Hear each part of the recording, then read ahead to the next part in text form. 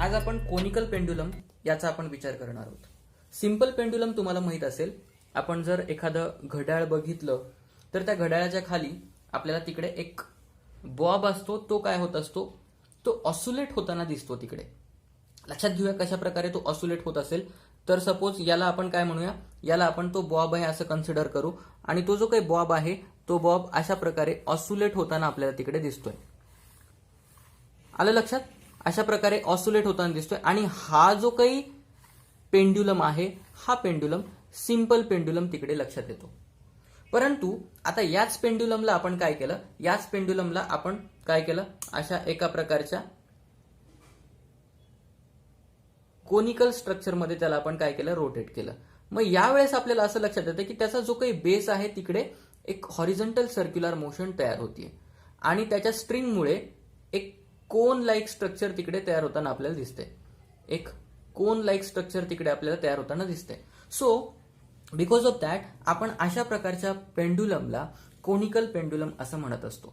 मग आता इथे जो काही खालचा बेस आहे तो तिकडे हॉरिझॉन्टल सर्कल क्रिएट करतोय. त्यामुळे हे एक ऍप्लिकेशन आपल्याला कन्सिडर करावं लागेल in terms of circular motion. Circular मोशनचं एक ऍप्लिकेशन आहे. मग तिकडे कशा कशा प्रकारचे कोणते कोणते फोर्स अप्लाय होत आहेत या सगळ्या गोष्टींचा आपण तिकडे विचार करूयात. सो आपण एक इकडे सिनारिओ कन्सिडर करू. काय आहे तर एक स्ट्रिंग आहे. त्या स्ट्रिंगला आपण काय केलेलं आहे, सपोर्टला काय केलेलं आहे, अटॅच केलेलं आहे. एक सपोर्ट आहे आणि त्या सपोर्टला आपण त्या स्ट्रिंगला काय केलेलं आहे, अटॅच केलेलं आहे.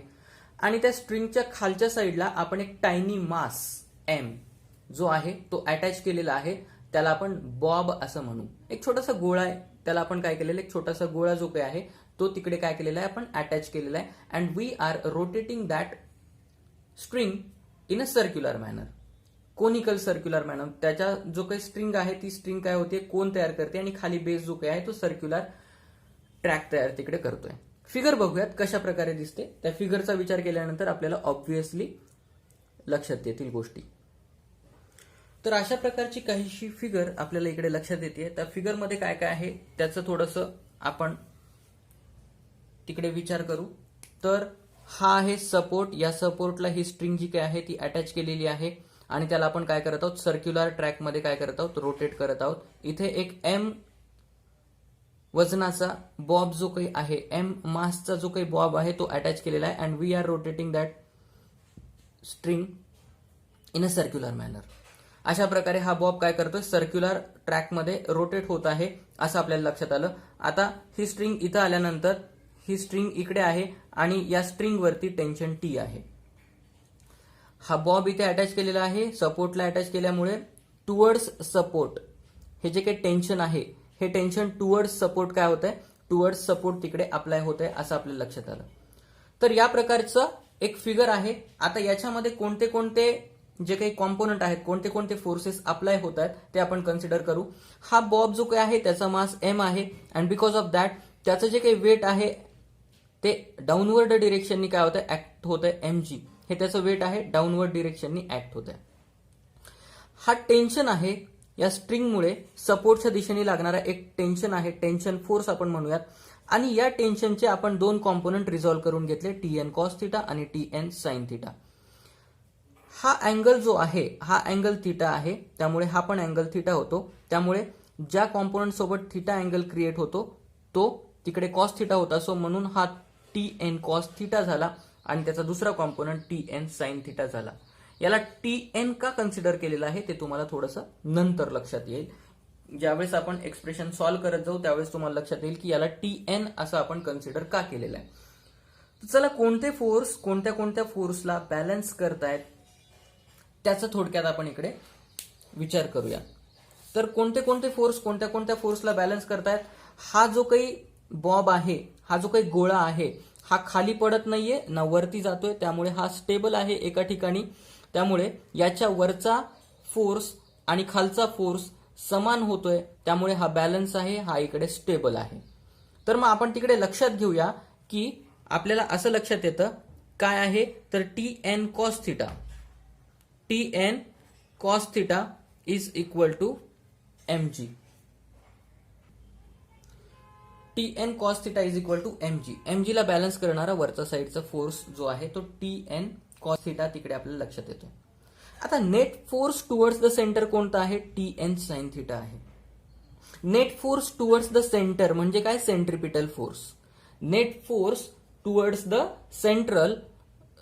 सेंटर म्हणजे काय? सेंट्रिपिटल फोर्स तिकडे होत असतो आणि तो आहे टी एन साइन थिटा. म्हणून टी एन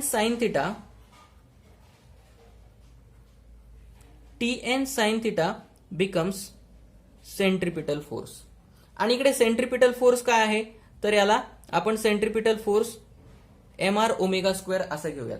आता इथे ओमेगा स्क्वेअरच्या टर्म मध्ये आपण सेंट्रिपिटल फोर्स का कन्सिडर केलेला आहे ते सुद्धा तुम्हाला थोड्या वेळानंतर कळेल की का आपण ओमेगाच्या टर्म मध्ये घेतलेले. कारण की एम आर ओमेगा स्क्वेअर आणि M V square by R असे दोन फॉर्म्युले आहेत, परंतु आपण इथे ओमेगाच्या टर्म मध्ये हा फॉर्म्युला घेतलेला आहे.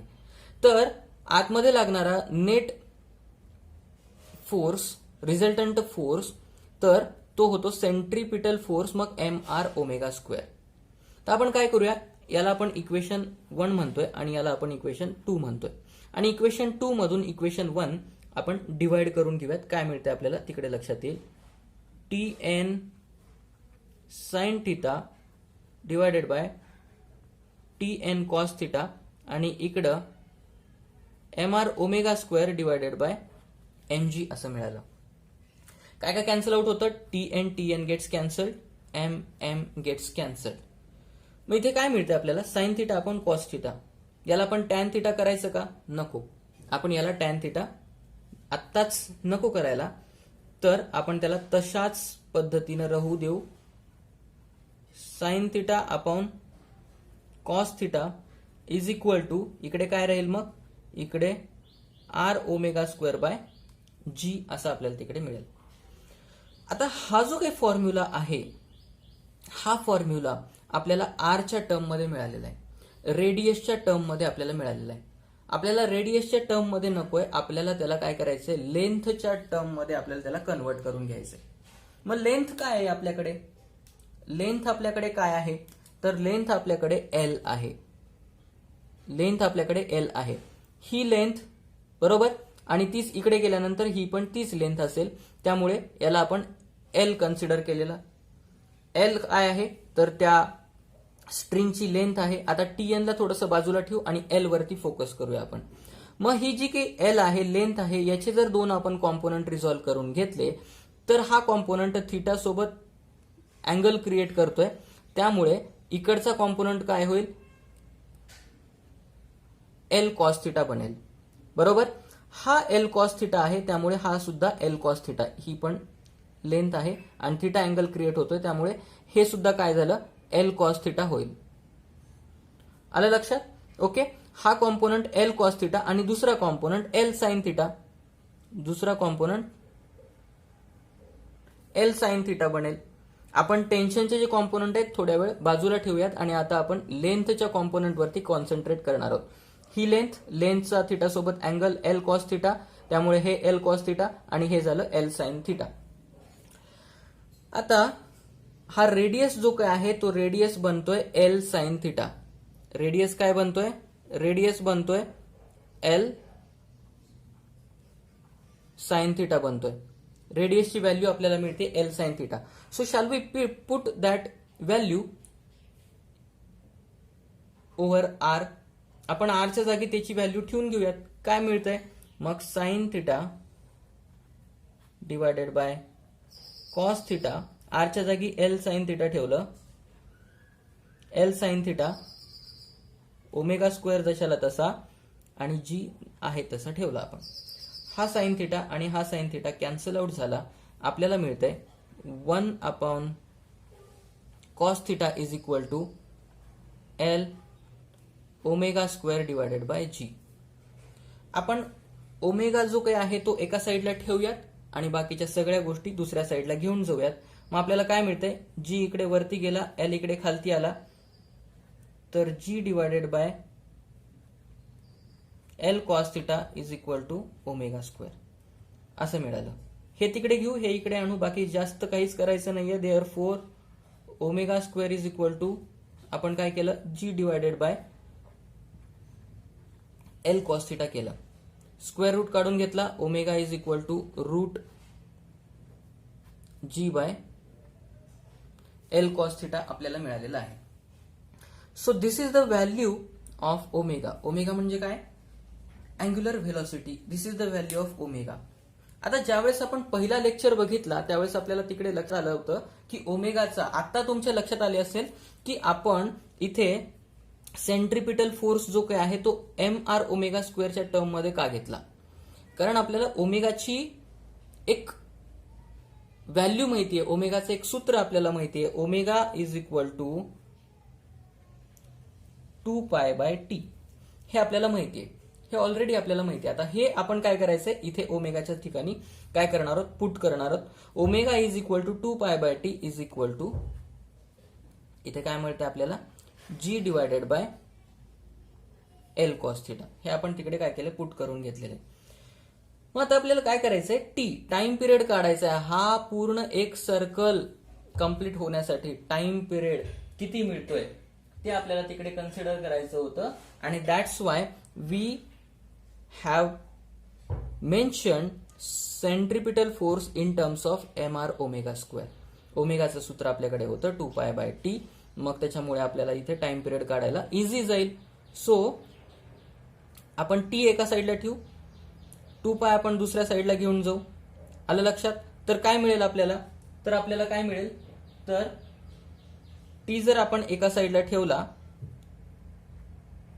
1/t, इकडचा जो टी आहे तो g upon l cos theta into 1/2π, तो खाली आला 1/2π. याला थोडंसं आपण सिम्प्लिफिकेशन केल्यानंतर आपल्याला असं मिळतंय, टीला आपण वरती घेऊन गेलो तर इकडच्या पण बाजू वरती जातील आणि त्यामुळे आपल्याला टी इज इक्वल टू, इकडे काय मिळेल आपल्याला, t is equal to 2π root l cos theta by g. 2π root l cos theta by g and this is the value of time period.